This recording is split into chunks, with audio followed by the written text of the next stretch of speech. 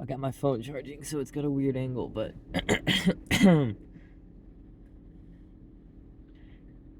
everybody is religious, I guess, is what I've been thinking about.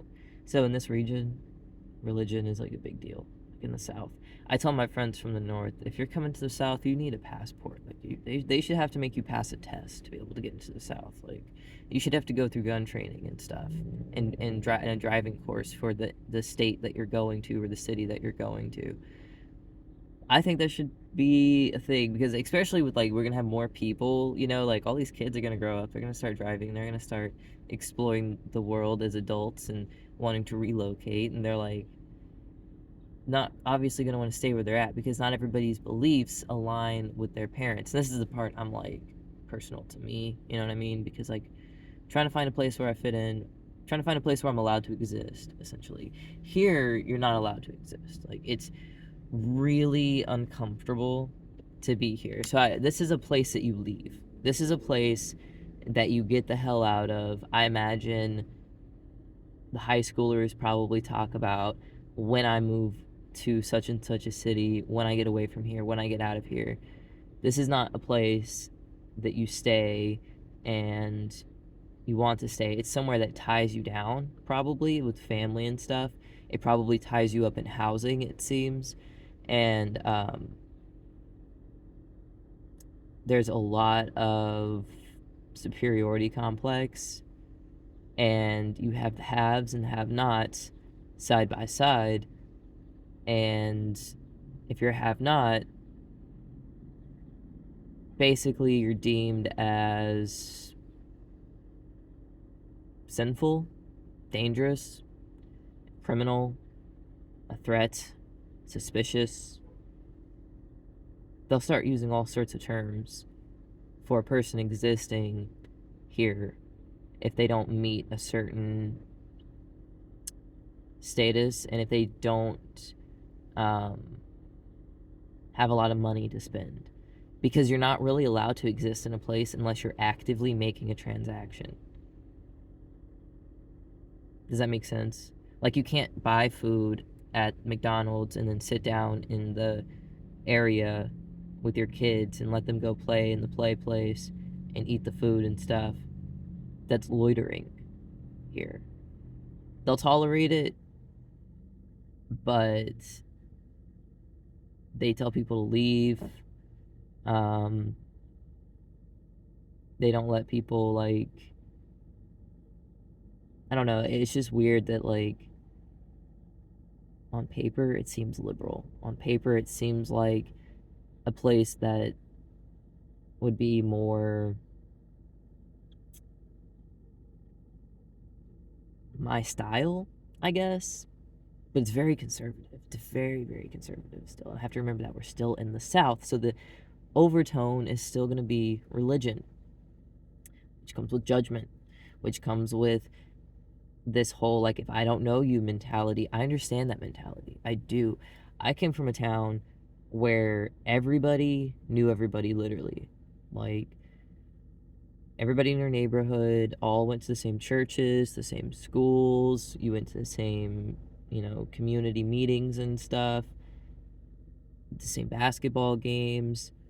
So everybody knew everybody, right?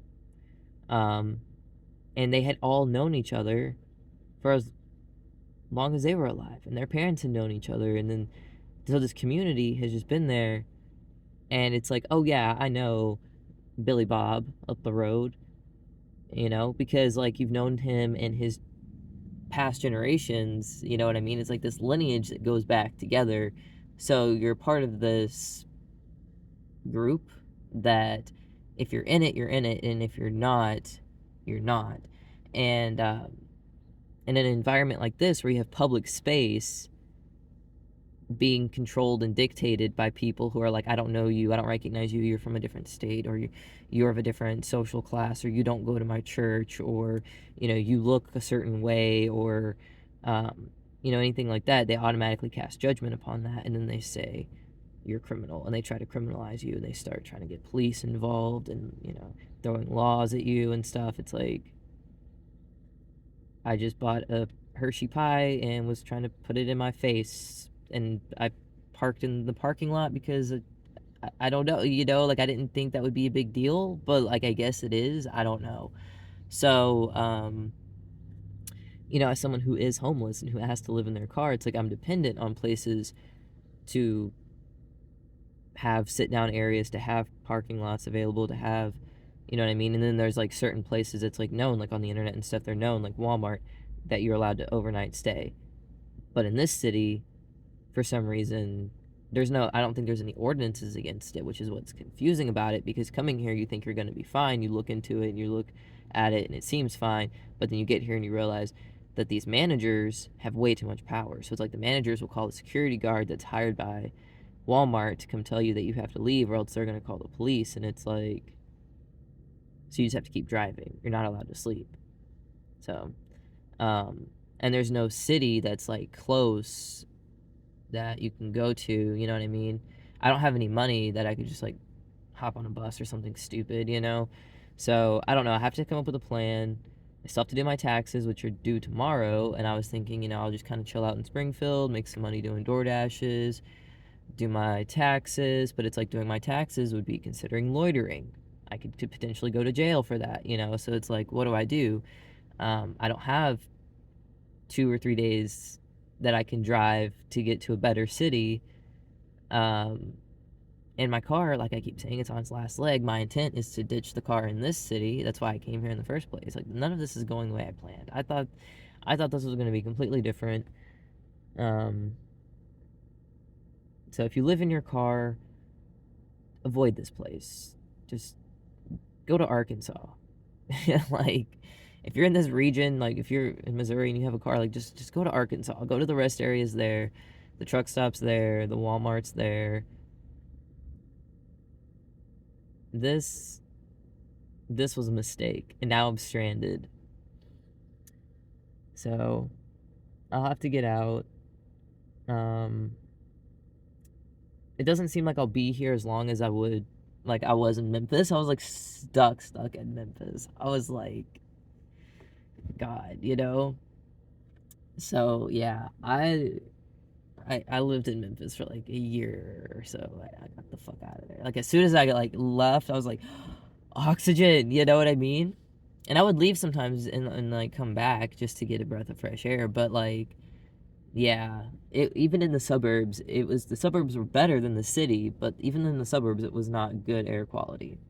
It is here because it's not the industrial bullshit. You know what I mean? And there's just less people in general. I don't know if I've talked about the whole like quiet parking lot thing where like you can hear a pin drop in a parking lot and there'll be other people in the parking lot as well. It's like nobody's talking to each other, it's like they're even trying to walk quietly. It's creepy, it's weird. But I think it has something to do with the religion. I don't know. Like I'm not familiar with the religion in this state or this area. I'm only familiar with my religion that I grew up with. So like I don't know what they're thinking and like whatever. I know a lot of it has to do with like dress code and stuff. So my jacket has already been like deemed as threatening for some people. I don't know. I don't think it's a bad jacket, but it is getting into springtime, so the temperatures are like 65. Somebody might go buy like a thinner jacket